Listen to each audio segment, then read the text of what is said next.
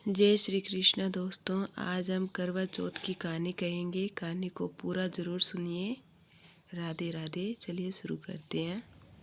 एक सेठ सेठानी थे जिनके 7 बेटे और एक बेटी थी। उनकी बेटी सभी भाई बहनों में सबसे छोटी होने के कारण सबकी लाडली थी। सभी भाई अपनी बहन का बहुत ही ध्यान रखते थे और वे सब एक ही थाली में खाना खाते थे।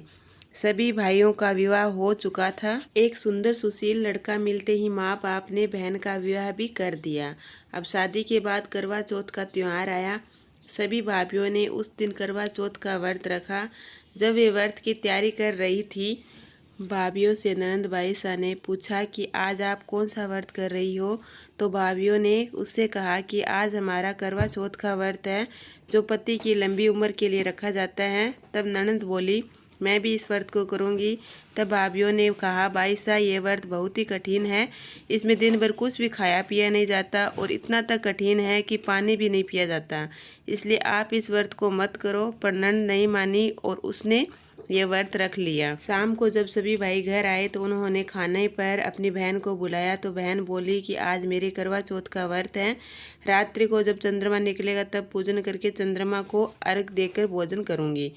बहन की बात सुनकर भाइयों ने सोचा कि अभी चांद निकलने में तो बहुत समय पड़ा है और तब तक हमारी लाडली बहन भूखी रहेगी तो मुरझा जाएगी। ऐसा सोचकर भाइयों ने दूर आग जलाई और आरसी दर्पण का चांद बनाया और चलने के तारे छिटकाए।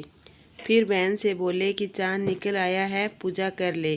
बहन ने भाभीियों से कहा कि भाभी चलो पूजा कर लो।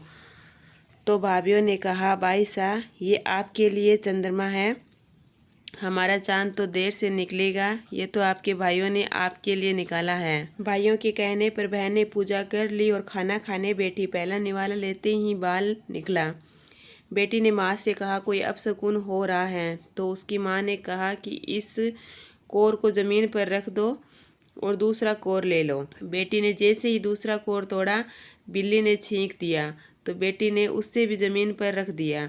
तीसरा कोर लेते ही उसके ससुराल से आदमी उसे लेने आ गए। सब उसकी विदाई की तैयारी करने लगे। सेठानी ने बहुओं से कहा कि बाईसा के लिए पेटी तैयार कर दो, उसका सामान जमा दो। तो बड़ी बहू ने अपनी पेटी खोली और उसमें काले कपड़े निकाले। तो उसने दूसरी बहू की पेटी खोली तो उसमें भी काले कपड़े निकले। इस तरह सभी भाभीियों की पेटी में से काले कपड़े निकले। तब उन्होंने अपनी सास से कहा, माँ साहब, सब पेटियों में काले ही कपड़े हैं। सास ने कहा, उनमें से ही रख दो। तब बड़ी बहू ने अपनी पेटी में से 2 नए जोड़े कपड़े रखे। ननंद की गोदी में पान सुपारी और कक्कू रखते हुए कहा कि ससुराल की कांकड़ पर पहुंचते ही जो भी महिला मिले उसके टीका लगाकर पान सुपारी गोदी में रखकर पैर छूना और सुहाग मांगना। इस प्रकार जो भी मिले ऐसे ही करते जाना। इस प्रकार से समझाकर उसे विदा कर दिया। बहन जैसे ही ससुराल पहुंची, भाभी की बात मानकर सबके पैर लगने लगी तो सब ने मना कर दिया। वह आगे बढ़ी। पालने में छोटी नंद बाईसा लेटी थी। बहू ने उनके कक्कू का तिलक लगाकर पैर छूकर आशीर्वाद मांगा तो छोटी ननद ने आशीर्वाद दे दिया। सैली हो जे, सपूती हो जे, दूधो नहाजो, पूजो फलजो, सदा थारो सुहाग अमर रेजो। ननंद के ये कहते ही बहू ने आशीष पल्ले में बांध ली। आप सभी हाथ में ली चने की दाल पल्ले में बांध ले तथा गेहूं के 10 दाने हाथ में लेकर आगे की कथा सुने। ननंद से आशीर्वाद लेकर वह अंदर गई तो देखा उसका पति नीचे जमीन पर लेटा था। जब उसे ले जाने लगे तो वह बोली, मेरे भाग्य में जो लिखा था वह तो हो गया। अब आप जंगल में एक झोंपड़ी बनवाकर साल भर का सामान रखवा दो और मुझे मेरे पति के साथ वहाँ रख दो। तब उसकी सास बोली, यह मेरे बेटे की मिट्टी खराब करेगी, उसको जंगल में जानवर खा जाएंगे और ये किसी के साथ भाग जाएगी। इतने में उसके ससुर जी कुछ सोचकर बोले, बहू तू जैसा कह रही है वैसा कर देते हैं। और उन्होंने गांव के बाहर झोंपड़ी बनवाकर बेटे को वहां सुलवा दिया और 1 वर्ष का सामान रखवा दिया।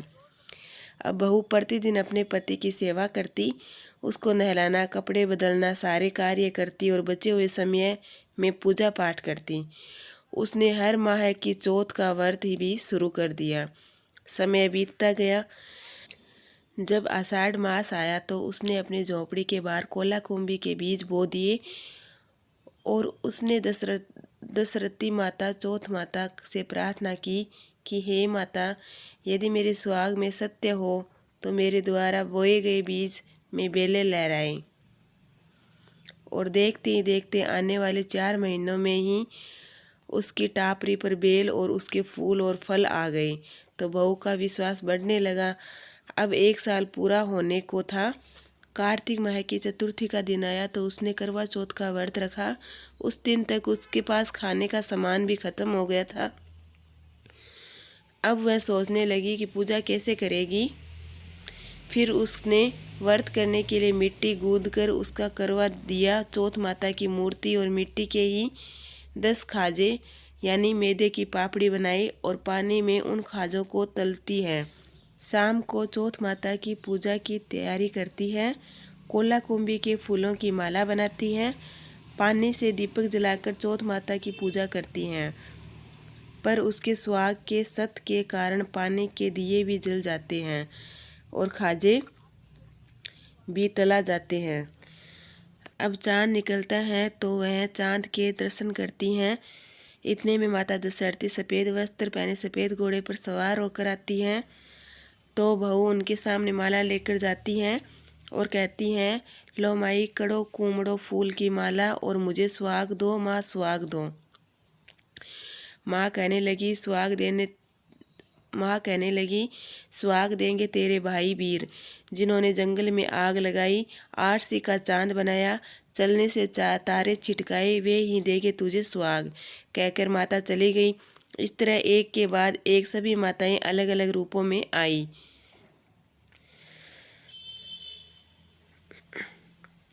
सभी से उसने सुहाग मांगा, पर सभी ने उससे वही कहा कि सुहाग देंगे तेरे भाई। जब नवी बहन आई तो उन्होंने कहा कि तुझे सुहाग मेरी 10वीं बहन आएगी वो देगी, उन्हें जाने मत देना। वे काले कपड़े पहनकर भैंसे पर बैठकर गरजती हुंकारती बहुत ही विकराल रूप में आएगी। तू डरना मत, उनके चरण पकड़ लेना और उन्हें जाने मत देना, वे ही तुझे सुहाग देगी। बहू कहती है कि माँ, यदि मैं डरती तो इस जंगल में कैसे रहती। अब 10वीं माता आई तो वैसे ही विकराल रूप में हुंकारती गरजती भैंसे पर सवार होकर आती हैं। बहू उनके पास भी माला लेकर जाती हैं और कहती हैं, लो माई, कड़ो कुमड़ो फूल की माला और मुझे सुहाग दो माँ, सुहाग दो। माँ कहने लगी, सुहाग देंगे तेरे भाई वीर, जिन्होंने जंगल में आग लगाई, आरसी का चांद बनाया, चलने से तारे छिटकाए, वे ही देंगे तुझे सुहाग। तब बहू कहती है, माँ, वे भाई नहीं बैरी थे। वह माँ के पैर पकड़कर बहुत ही करुणा शब्दों में माँ की विनती करती हैं, माँ, आपको सुहाग देना ही पड़ेगा, मैं आपको जाने नहीं दूंगी। उसकी प्रार्थना सुनकर माँ को उस पर दया आ जाती है। वे करवे में से पानी लेकर उसके पति के मुंह में डालती हैं तो उसका पति जीवित हो जाता है। पति के जीवित होते ही दोनों माँ के चरण स्पर्श करते हैं। माँ कहती हैं, बेटा, जैसी नींद तुझे आई ऐसी किसी दुश्मन को भी ना आए। यह कहकर माँ दोनों को आशीर्वाद देकर चली जाती हैं। माँ के जाते ही उनकी झोंपड़ी महल में बदल जाती है। अब सुबह जब गंवाले वहाँ गाय चराने जाते हैं तो उन्होंने वहाँ झोंपड़ी के स्थान पर महल दिखाई देता है। तो वे अंदर जाकर देखते हैं कि सेठ जी के बेटा और बहू हिंडोले में बैठकर चौपड़ खेल रही हैं। तो गांव में जाकर सेठ जी से कहते हैं कि सेठ जी, चलो, आपका बेटा जिंदा हो गया। तब सेठानी बोलती हैं, क्यों बुढ़ापे में हमारा मजाक बना रही हो। बेटे को तो कोई जानवर खा गया होगा और बहू ने न जाने कहाँ गई होगी। पर जब गंवाले पुनः अपनी बात कहते हैं तो सेठ जी कहते हैं कि चलो, मैं देख कर आता हूँ। और वहाँ पहुँच जाते हैं जहाँ उन्होंने झोंपड़ी बनाई थी। वहाँ अब महल खड़ा था। सेठ जी ने दरवाजे पर जाकर आवाज़ लगाई तो बहू ने अंदर से ही कहा, पिताजी, ये धर्म के फाटक होंगे तो खुल जाएंगे और अधर्म के होंगे तो नहीं खुलेंगे। बहू के इतना कहते ही फाटक अपने आप खुल गए। सेठ जी अंदर जाते ही बहू के पांव पड़ने लगते हैं। तो बहू कहती है, पिताजी, आप क्या कर रहे हो।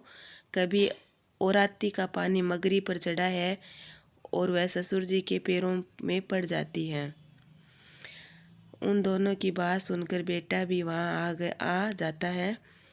सेठ जी ने बेटे को गले लगा लिया। गाजे बाजे के साथ बेटे बहू को लेकर घर आए और सुखपूर्वक रहने लगे। हे दशरथी माता, जैसे पहले टूटी वैसे किसी को मत टूटना, बाद में टूटी वैसे सबको टूटना। कथा अधूरी हो तो पूरी करी जो, और पूरी हो तो मान करी जो।